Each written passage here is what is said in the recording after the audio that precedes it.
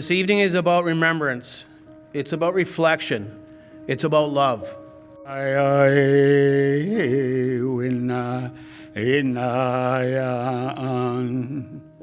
the families that have suffered this devastating tragedy,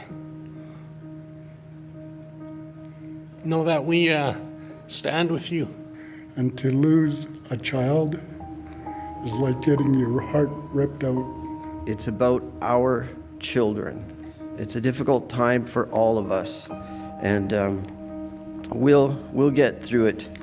This nation and many of the world's leaders, including their majesties, the King and Queen, stand behind you. But I encourage you to lean on each other, to listen to one another.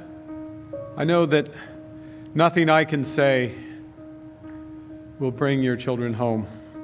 We are a nation with a broken heart, but we are also a nation with open arms. And those arms wrap all of the people of Tumbler Ridge. In the darkness and the horror of that day are also in the response of the students in that class, the seeds of what will ensure Tumbler Ridge's recovery, ultimately, from this horrific moment that we're in. You held each other as you're holding each other right now. This is grace. We don't just give grace, we receive grace. Grace from Kylie, Ezekiel, Zoe, Tiki, Abel, Shonda. Grace that fills this community, this extended family, gathering in the cold and holding candles for all of your children. We are family.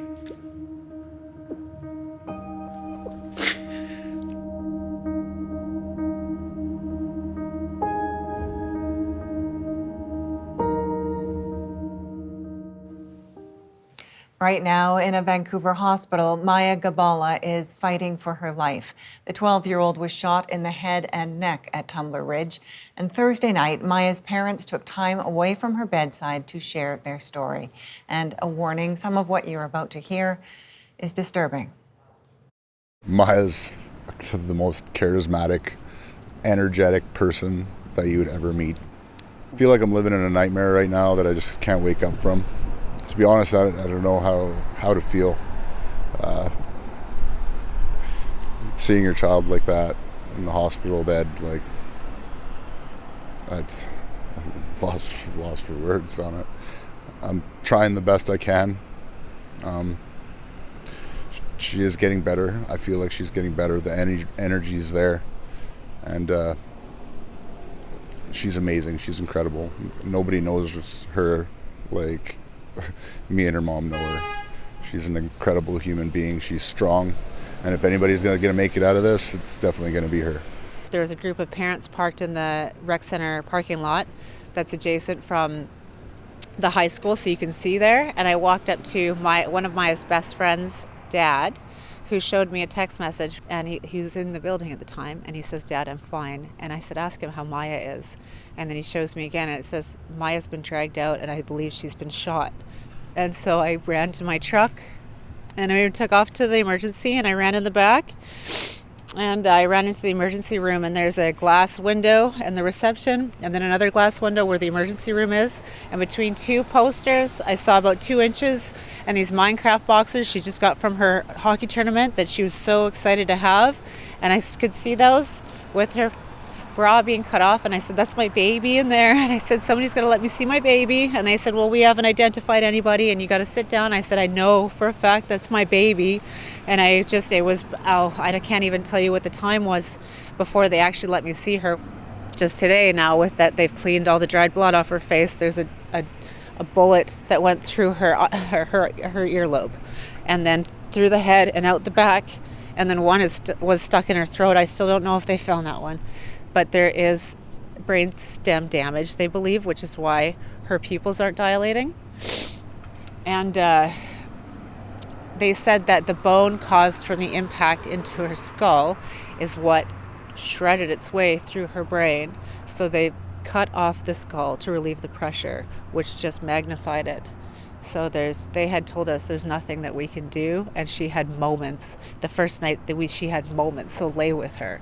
And it's almost been 48 hours, and she's still fighting. She's so strong.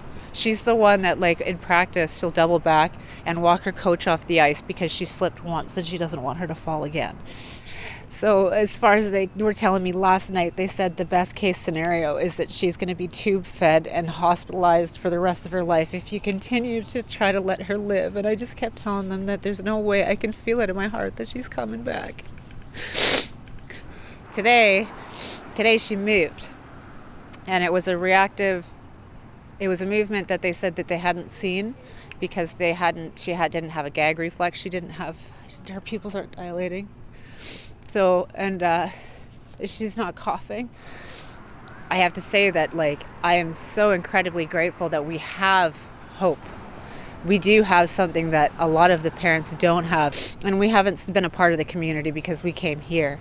But there's the kids that are gonna experience just this wave, this ripple of sadness and memories of something so horrific. We're lucky to have we're getting thousands of messages a day, people from Switzerland and the UK, and everybody's praying for Maya. Right now, we're happy to say that she has movement. Like, she was moving her left hand. She raised her left hand. She lifted up her left leg. She actually had a little bit of coughing in the morning that we were kind of worried about, but these are the first kind of reflexes that she has had since her surgery. So we're all very hopeful that she pulls through this and what she's going through right now.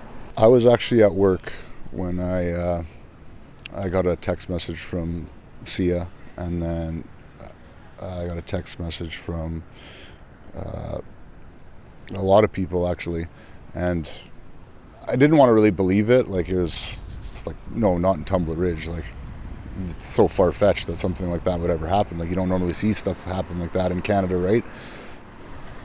All we want from Canadians is just Maya's prayers. There's really nothing to understand. Like, what everybody in Tumbler Ridge went through that day was an absolute tragedy. I don't want anything to get looked over. Like, all those children, like, that should have never happened. It was a normal day. Maya was going to school, and that shouldn't happen ever. I have no idea what could have possibly went through anybody's mind to do such a thing. Like, it should have been a normal day, and it clearly wasn't a normal day. She's smart, she's funny, she's talented, everything that she wants to do, she makes sure that she can do it, and she will try anything and everything. That's why I'm 100% sure she's way too stubborn to let this break her. She'll pull through this. I believe that she will. It was her first year in high school. You know, she's working on a catapult project with a group of people, and she was excited to get there early so she could work on it because she had some pretty great plans that she was really excited to see come out. She is the most compassionate and loving person, and she is tenacious. She's not going to give up, and she's going to come back, and she's going to show everybody, and I just can't wait for that day. I know at this point that there's a possibility of a ceiling. I do understand that there might just be that.